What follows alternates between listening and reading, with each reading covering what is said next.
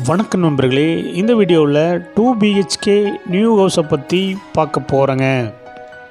இந்த வீடு அமைஞ்ச லொக்கேஷன் கோயமுத்தூர் மேட்டுப்பாளையம் ரோடு வீரவாண்டி பிரிவில் அமைஞ்சிருக்குங்க. மேட்டுப்பாளையம் மெயின் ரோட்லேருந்து 1.25 கிலோமீட்டரில் இந்த வீடு அமைஞ்சிருக்குங்க.